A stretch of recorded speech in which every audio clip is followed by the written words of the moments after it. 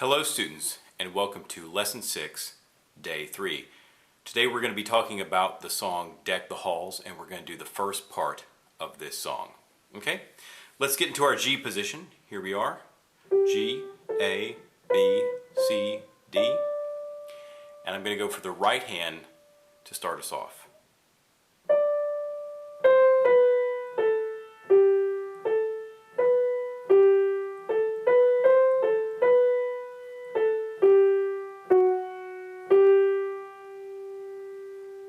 Okay, most of this is fairly simple when it comes to technique. You're staying in this 5-finger position. However, look at this last part.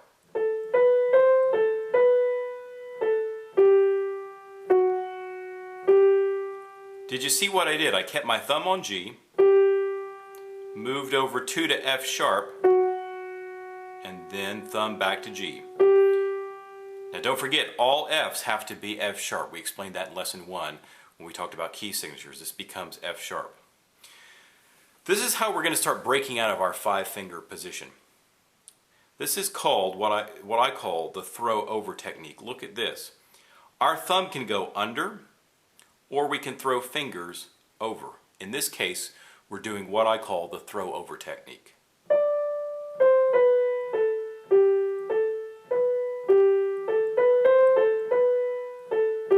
Throw over, and then go back to thumb on G.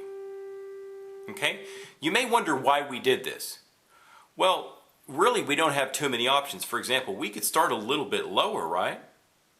But if we did that, we wouldn't be able to reach the D with our pinky finger. If we started maybe the thumb on F sharp, or we put the 2 on F sharp, we wouldn't be able to do that. The only other possibility is we can throw something else over. Like maybe move our 4-finger over, or a 3rd finger over. I guess that would work, but really this is the easiest thing to do. Throw over, and then get right back into position for the rest of the song. Now, I would throw something like 3 or 4 over if I was going to continue to go lower. For example, if the song went like this.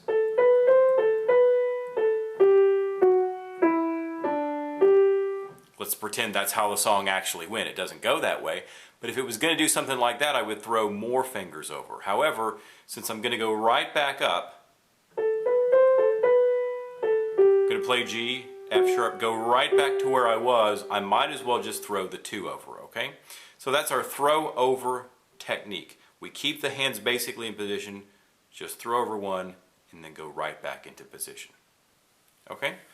Now, here are the chords we're going to have to play. We talked about this in our chord lesson. Our G chord, our D chord, and our C chord, G, C, and E. Hopefully you reviewed all 3 of those chords in your last lesson. I'm going to do this real slowly, both hands.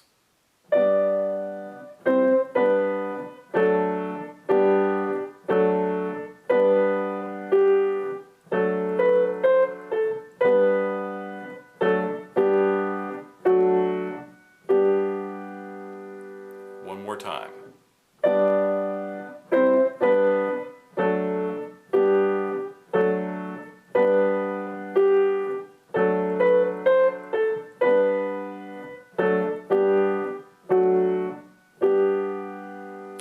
You might be thinking, wow, that's a lot of chord changes, and it is.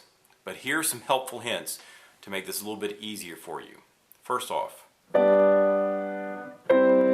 notice when I play the C right here in the right hand, I'm playing your new version of the C chord. So just think, C, the note, goes with C, the chord. So starting again. A, the note, goes with D, the chord. Just remember the D is the only chord out of all 3 that actually contains a note. A. Okay, from beginning. Back to A with the note. Hold the chord down. Then A goes with the D chord. G with the G chord. F sharp with the D chord. And then G with the G chord.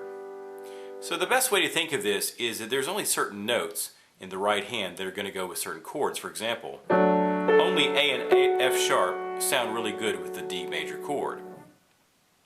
Only D and G sound good with the G chord. Okay? Now, one more thing to talk about before you begin your individual practice. The good news is, even though you have a lot of chords in this song, it's a relatively simple song. We're only doing the first part of it now, and it's only a little 4-measure song. The last thing to talk about, however, is the counting. Remember, we talked about this in our theory lesson at the very beginning, the dotted quarter note. So think of it this way. I'm just going to do this with the right hand now. 1 and 2 and 3, 4. Don't forget how I count this. I think 1 and 2 and 3, 4. What people always do with this rhythm is this. They'll do this. They'll make the 8th note C, which should only be half a count, they'll make it too long. Remember, if the D, the first note of the song, is 1.5 counts, and the C, which comes after it, is only half a count, you want this to be 3 times as long. So think 1 and 2 and 3, 4. 1, 2, 3, 4. 1 and 2 and 3 and 4. 1, 2, 3, 4. And of course you have a dotted quarter note towards the end of the song. Okay? One more chord tip. Try to keep your hand just in this position. Just like we had talked about before. Okay? So, remember your new techniques. Try to really get used to this.